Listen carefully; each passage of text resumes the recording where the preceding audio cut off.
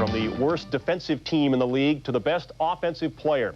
And one of the toughest things about this job is that we're always under pressure to come up with different superlatives to describe the heroics of Michael Jordan. What has he done for the Bulls lately? Well, how about a 57-point outburst against the Bullets last Wednesday, tying Reggie Miller for the NBA season high? In this case, we let Michael and the Bulls and the pictures do the talking. If I was going to remain in the slump, then I was going to shoot myself out of the slump. Michael Jordan. Unbelievable. If I was going to die, I was going to die shooting. Decided to make a pass. Michael for three. Nothing wrong with his stroke so far tonight. I came out early and didn't hesitate. Now Michael, you don't think he feels it? He almost shot that ball before he caught it. Tonight, I just said I was going to be aggressive from the beginning of the game. Michael going with Overton now. Wherever I was, if I was open, I felt that I was going to take the shot. They beat the Bullets by 7 last week. They lead by 7 with 38. Jordan. 57 points for Michael Jordan. That, by the way, was the 29th time that Jordan has scored 50 or more points in a game, and the Bulls went on to win that game, by the way, 107-98.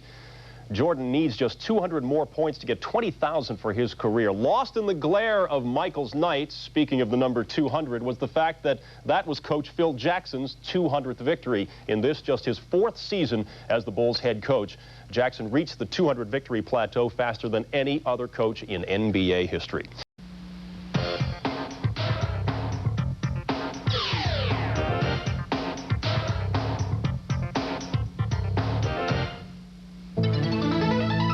Sacramento looked to snap an 8-game losing streak Tuesday night in Milwaukee, and the Kings couldn't have picked a better opponent because the Bucks proved why they were on a 10-game slide of their own.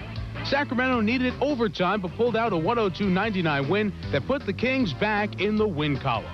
Now the fans were on their feet as Sarunas Marciulionis made his first appearance of the season for Golden State Wednesday night. The injured Marciulionis back healthy, looking like he hadn't missed a beat. Here comes Sarunas all the way. Marciulionis scored 12 points, 6 of 9 shooting in his debut against Dallas. Wednesday night brought out the different faces of Charles Barkley. After arguing that Dikembe Mutombo pushed off on a jump hook, Sir Charles was slapped with a second tee of the game.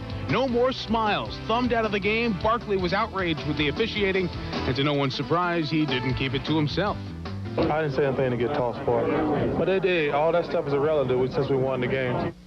Barkley wasn't the only hothead Wednesday. After Alonzo Mourning drained a jumper in Bill Laimbeer's face, Zoe and the big bad boy squared off. Out in Charlotte, and Laimbeer and Mourning are about to rumble. The punches were off the mark, but Mourning was fined $5,000. Laimbeer $7,500. George Washington's. Bill left the arena with his usual Laimbeer-like swagger.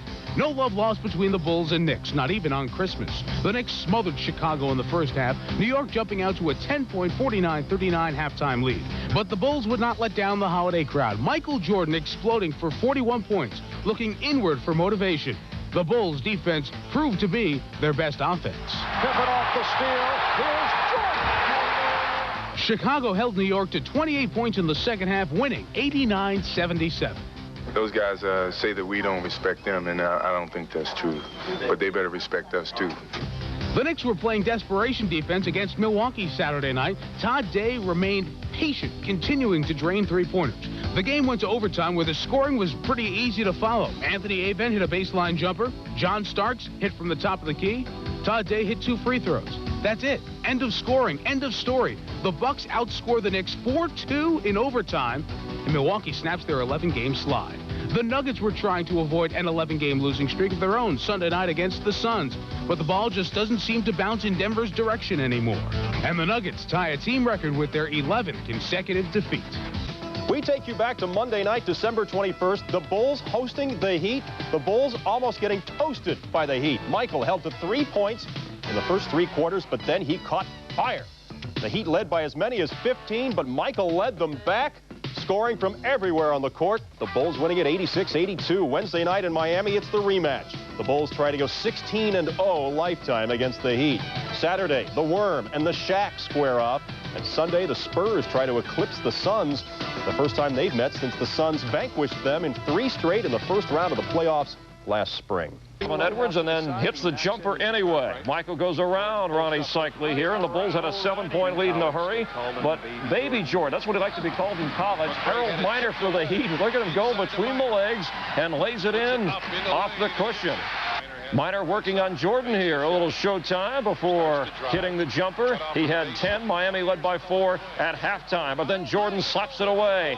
And Scottie Pippen's his way to go, Michael. Miner taking a seat and watching Jordan take over from there. The swipe and the slam dunk. Jordan finishing with 39.